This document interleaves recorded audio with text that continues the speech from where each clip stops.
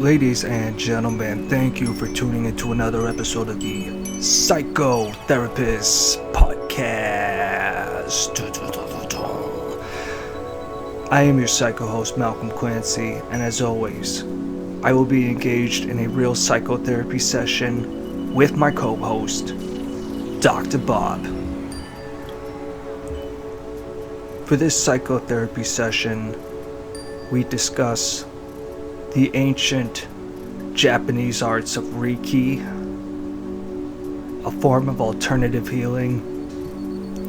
We discuss my midlife crisis, how I'm ready to go out like Braveheart, and Dr. Bob shares his experience from a quite significant, I believe 16,000 participants, psychological summit, talking about some of the mental health costs of this pandemic. Which pandemic? It's 2021. Obviously the pandemic of officers shooting unarmed black men. Enjoy the show. Alright, we're rolling now. Okay, buenos dias, mi amiga, amigos. Buenos dias. Malcolm. ¿Cómo está? Yeah. Bueno. I don't know what the word is for tired, but I'm a little tired too, so it's... Do you know what it is? No idea. Alright. Just add an O to an English word. I am tired though. Okay. No, that's 2 days of taking this conference and really not finishing the paperwork until midnight last night. So I'm a little sluggish, but I'm getting there. I just got another coffee, so should be good to go. Word. I really liked your agenda items. I don't know where you'd like to start or how you'd like to start. Let's start with the what I think will be the easy, quick one. The Reiki. Am I saying that right? Yeah, Reiki. Break that down for me. Hold on a second. There's something buzzing here. Oh, I think it's outside. Okay, Reiki is R-E-I-K-I. And I've seen some spellings with either 2 Ks or 2 Is, European spellings. Or maybe the Japanese original spelling. And what is it? Well, tell me first, what is your interest in Reiki and how did it come about? Well, it came about from the Bumble app. Okay. The counselor lady, who we'll just call counselor, Good. Okay. for this episode, just mentioned it, and I never even saw that word before, but Oh, really? Okay. a quick Google told me that it was Japanese alternative medicine, and then I kicked it to you, and you said it was legit, so I thought it wouldn't be a bad topic to start off with. No, it's a great topic. Reiki is, I'm surprised it's not, considered by now more mainstream, but it's among the group of alternative medicine. So Western medicine doesn't incorporate into their, curriculum, and although doctors recommend it, they see the benefit of it. It's sort of like hypnosis, use of oils,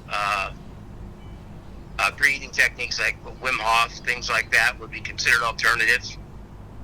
Medicines that have benefits, but they're not evidence-based according to the CDC or the American Medical Association, so they don't recognize them, as part of, like a doctor might recommend to a patient, I think you would benefit from some Reiki work, would be good for you, or some breath work or things like that.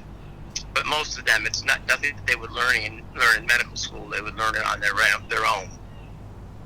And I was just exploring for a former patient who wanted to know if there are any colleges that offer a full curriculum in alternative medicine. So I did some research for him, and some offer various courses, but they're the only one I could find that offered a full curriculum with a degree that would go from a bachelor's to a PhD was the place called Pacifico University on the West Coast. And it seemed like most of the alternative stuff was coming, in colleges, even if they were offered as courses, was coming from the West Coast, USC, UCLA, places like that. Okay. Well, I guess that answers that question. That's an overview, but what it is it's also considered a part of energy medicine, and the healing component is comes under the field of energy, because the procedure is such that that they rely on the energy transformation from one person's hands to the other person's body. So the person most often lies on a table as if they're getting a massage. And the Reikian, they have different levels of mastery. Reiki master, Reiki apprentice, or whatever they call it, basically lays hands on them, palms of hands.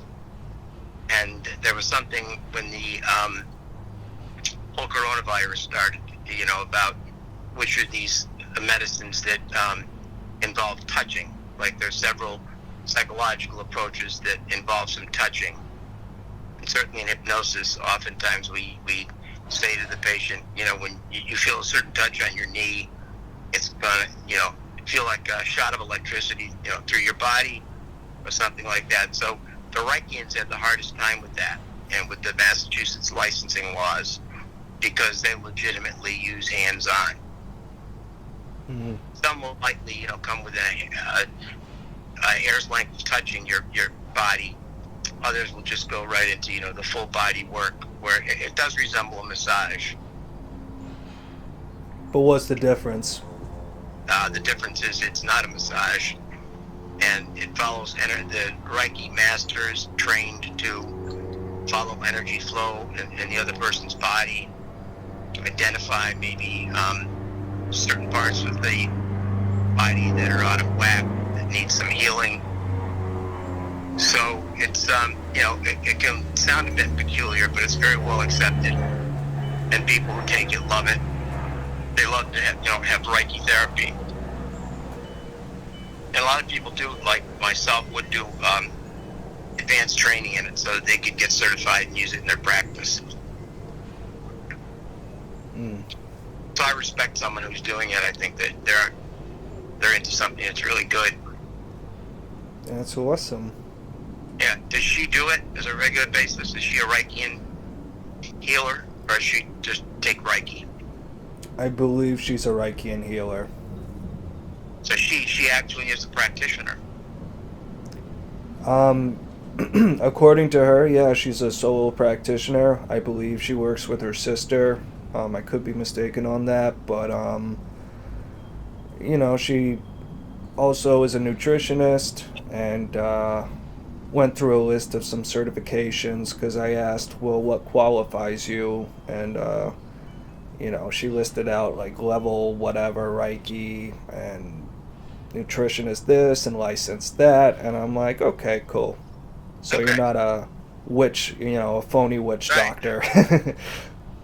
But she's also the other phrase for it is integrative medicine. So that it's something you integrate into kind of the normal medical practice. Right. Now, a lot of cancer treatments, for instance, in pain centers, will use these kind of alternative treatments as part of, their treatment protocols. And it's good stuff. Yeah. And energy psychology is very popular right now. So when you say energy psychology, like, what is energy, like, in the human body? What are we talking about? Well, we're talking about, it's like a novice pedestrian describing this, but that we all have different, if you get into some stuff that comes out of Buddhism or Eastern thought about things like chakras, there's certain zones in your body that might emit certain kinds of energy. There are energy zones in our body, and it's almost like a magnetic sort of push or pull kind of thing, that you can bring energy into the body and you can bring some of the bad stuff out by doing certain techniques, and Reiki is one of them. So it really became very prominent when those Americans lost their hearing and kind of went crazy. I don't know if you remember that. They were in 3 different countries at the same time, and they were working in different, one was in Cuba. I don't remember where the other 2 were. This was a couple of years ago. where suddenly they felt something weird and they lost their hearing and their sense of touch and taste and smell and all kinds of things, and got headaches, and some had to take government disability. Do you remember hearing about that? I remember hearing about Cuba, yeah, and it was like Okay. they thought it was like a Russian sonar attack on the fucking embassy, but they have really no idea.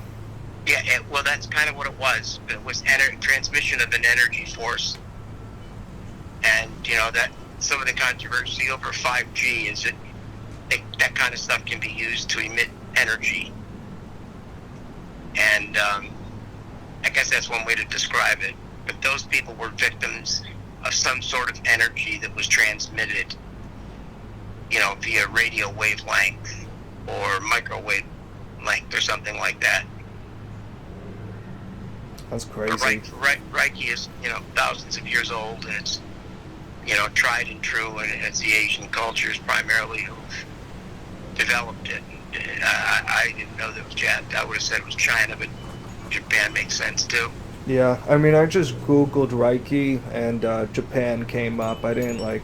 Okay. I literally spent like 10 seconds just reading the basic things, so I didn't do a deep dive on its origins or anything like that. Well, I would bet that if she runs a Reiki practice, that she would be pretty busy, because there are a lot of people who like it a lot. And I don't know whether insurance has agreed to pay for it or not. They might have. They might by now, because they don't pay for all the alternative approaches. Yeah, counselor said specifically she's a busy woman. Well, when she's taking nutrition, Reiki, and stuff like that, she's into that integrative medicine framework, which is really good stuff. Yeah, Which if I had a college program that offered that as a field of study, I would have taken. That's where I would have begun. I would have started out with that. mm. So you personally haven't taken any, or Yeah, I have taken some workshops. So where they showed us a couple techniques, and we practiced on each other. And I was also the recipient of some of the Reiki work during the workshops, but the ones I took were a long time ago, and they were very brief, but very positive. And you come out of there, you want to get going. You want to go out and get yourself, Reiki training. word. So do you want a hard pivot? Yeah, sure. Hard pivot, soft pivot, whatever. I'm so bad at what's the word, transitions, or you know what I mean, segueing conversations. I'm like the No, most unnatural at. I'm like, okay, done with this. Our warm right. up is over. Let's talk about how I'm ready to die fighting the government over COVID. All right. Well, let's first talk about why you think transitioning or shifting, let's say shifting gears, pivoting on a dime, is hard for you. Oh, I'm not saying it's hard for me. I'm saying I'm just not good at it. Okay. Well, same thing. Yeah, I'm just not that kind of podcast, I guess. But whatever. Yeah. Well, I mean, it's great for a podcast. I mean, you can be all over the place, but I think that it basically comes down to your neurological system, the way your brain functions. Sort of like the ADD brain. I mean, that may be your ADD component, part of it. I suppose, but I also don't like. I try to think of time management, and because I have a timer just right in front of my face from the recording, and also just how long the phone call goes. So, Excellent. you know, Excellent. I wouldn't want to spend more than like 10 or 15 minutes on Reiki, and that's right about where we're at right now. Excellent. Excellent. So, I mean, basically, I'm very impressed with your organizational skill there. Well, thank I'm happy you. that you're doing that. That's really good. Cool. That's why you're the host of the show, and I'm along for the ride. Thanks. I count on you to keep track of the I'm time. sorry. Can you speak up a little? Just because I'm holding the phone a little Yeah. far away from myself, because it's got to be right near the mic. Oh, okay. No, I said that's why I count on you to start to set the stage and indicate when we're going to shift gears, or as you say, take a hard right. Yeah. So So the hard right is Well, I'll leave it up to you. Do you want to talk about my midlife crisis, or do you want to talk about the summit thing you went to for another like 15, and then we'll spend the last half hour on me? Oh, I think I can blend them together. I think that they relate in many ways to where you're coming from, what I think you're going to be talking about. Okay. So, for one thing, being sober is not as fun as I. Right. Because it's like, I don't know. I just, it's gone. I'm glad. I'm actually really glad though that I'm past the 1 week mark, and That's incredible. gee, thanks. And I am planning to go another, get past the second week mark. But I'm already so eager just to fucking get a smoke in to relieve the tension. I've already paid my dude. Okay. Like a week ahead of time. I'll be like, yeah, see you Thursday, bro. Here's your money. Wow. Talk about anticipatory. Holy cow. Yeah, man. It's just, I don't know. It's a weird combination of like boredom and feeling just tense. And I'll be completely honest, I have thought way more over the past week about smoking cigarettes than any Mary Jane. Okay. So I think it's really almost my body just wants to smoke something. Yep. But I don't know, man. I do hope to alternate between more frequently between sober periods and such. But this isn't a bad start, No, it's not. and it's got me thinking. I mean, with the COVID authoritarianism thing, I just, you know, more recently I've been thinking about how I seriously want to live my life, sort of thinking what I want to take with me to the grave and what I want to Mm-hmm. leave behind. And I could go in so many directions right now, but part of like one part of me wants to quit the dating apps things entirely, not because I'm like all disillusioned and salty so much as like I feel like, you know, if I want a serious relationship, maybe I should just get my life together first. Otherwise, just go for a hoe phase, which might be a little fun, but not really the best way to spend my time, you know? Yeah. Or money. Yep. Oh, yeah. So, I don't know. Right now, I have like a couple people that I'm been in contact with, but honestly, part of me just like is already bored of the whole dating apps thing. That's pretty quick. Some people it takes a few months, but you were there after a couple of weeks. Yeah, it's been like 2 or 3 weeks. I've lost. I don't really remember, but I mean, Plenty of Fish is just total.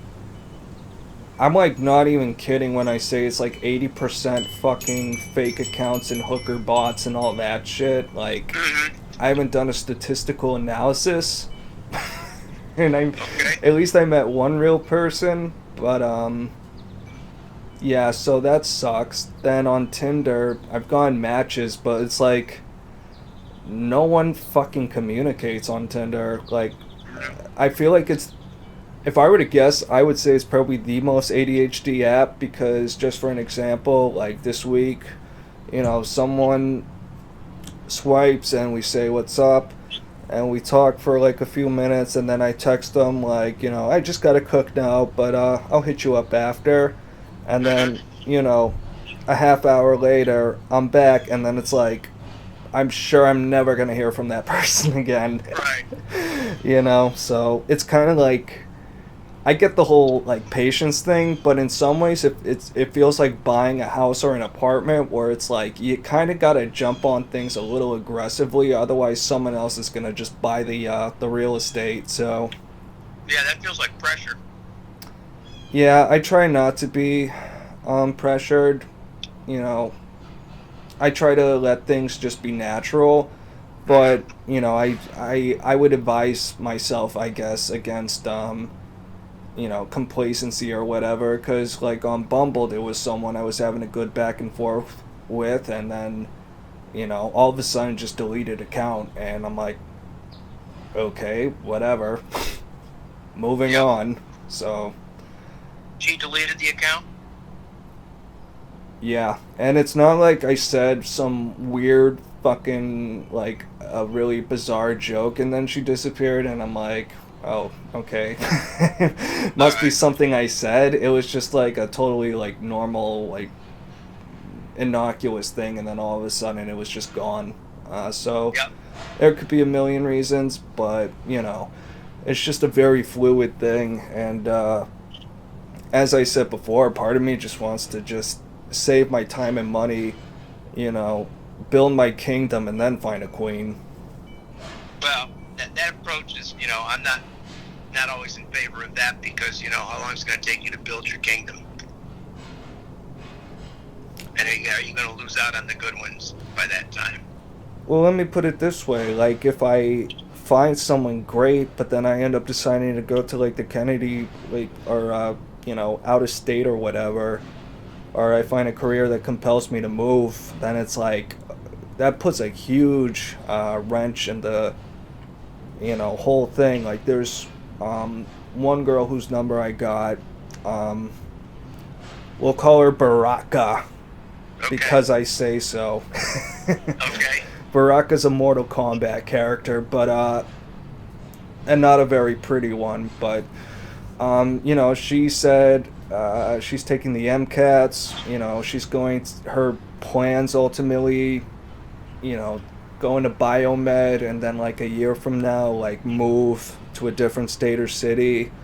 And that's not a reason not to do anything if someone's in that situation. But it does, get me thinking, like, okay, what if I meet the best person for me, but then my career takes me kind of sideways. And I just think the long distance thing is just really hard to, almost impossible in my opinion, to Okay. do. Do you kind of get my thinking? No, absolutely. It's an anticipatory. I don't want to use the word worry, but that's what it is. It's an anticipatory worry or concern where you're thinking about some things that you really don't know may happen or may not happen, but it's affecting your current decisions about what you're doing. And that's a kind of that's sort of a no-win situation. It's like anticipatory anxiety. Anxiety, 90% of it is anticipating you're going to be anxious in a certain situation, for instance. So you want to, recognize that. So you're kind of anticipating, actually not off the wall, real life situations, but you really don't know. And from a mindfulness-based approach, I say stay in the moment, and the other things will fall into place. And one of the things to think about are the girls that you're talking to are coming into that age where they see their friends getting married and having kids, and they start thinking about their biological clocks. I don't know if you've encountered that yet. I mean, not explicitly, but that's always in the back of my mind. Okay. How old are most of the connections you've had? I would say maybe on average 30, but I mean, Counselor is 35 and Baraka is 23. Okay. So there's quite a, there's a range there. And it's, if I met Miss Perfect and she's 35, so be it. But, an Right. ideal whatever thing, I would want someone just a little younger. Not because, anything other than really just the biological clock thing. Because it's like, I do want to become a dad, but I don't know about next year. Right. Exactly. Exactly. I guess, that, first of all, dating and dating apps are not for the faint of heart. That's for sure. I don't And you know, have, man. A lot of people are explicitly saying I'm bored. yeah, I'm in a okay. quarantine. Why else am I here? Right, exactly. Exactly. But the challenges, I mean, Yeah. and, the questions and the reflections you have about, is this a real situation? How do I really know if this person is everything they're telling me they are? It's it's just really hard. Well, What for app did you meet the counselor on? Bumble. So Okay. far, like Tinder, I had one fake profile because like you know, um, I ended up getting their number at like 4 a.m. Then I said, try to Uh-huh. give them a call, and this has happened to me with plenty of fish a lot of times where it's like we chat back and forth, and then I say, hey, can I call you up? Oh, sure. And then I call, and it's like this Google subscriber cannot be reached, and leave a Yeah, message, and okay. it's like, and then they just kind of disappear, and it's really bizarre because it's like some of these aren't even trying to explicitly scam me for anything, so it's like I don't know what to even make of it, but at least as far as Bumble, I really haven't run into any, prostitutes or anyone crazy yet. So I think at least as far as meeting real people, Bumble's kind of in the lead right now. Okay. And is that the kind of um, consensus about that website? No idea, but I actually fucking hate Bumble because the women have to make the first move. So if you mutually swipe each other, the girl has to be the first one to say hi. Mm-hmm. Which, I mean, I guess for some apps I can get that, but I'm like, that's kind of against human nature in my opinion. And also, it's just, I don't know, it's just kind of annoying because it's like you have to wait for a timer to expire. They can only also like hit you up in 24 hours, so it's like, I don't know. It's just, it's just kind of weird to me, and it You really base begs the that. question, okay, if women get to make the first choice, what if I'm gay and looking for a dude? Who gets to make the first move? Or if I'm a lesbian and looking for a girl, who gets to make the first move? Maybe I'll run an Yeah. experiment sometime, but it's a head scratcher. Yeah, it sure is. Sure is. And there's just been so much attention given to defining people on dating apps. You only have to see the commercials on TV. People my age, well, I'd like to find someone. So you go to these, later in life websites, for people over 50. Yeah, I've seen those. And I remember when the web started. What was the one that was supposed to be classy and only if you're looking for a relationship? And by the way they present, I don't hear much advertisement from them these days.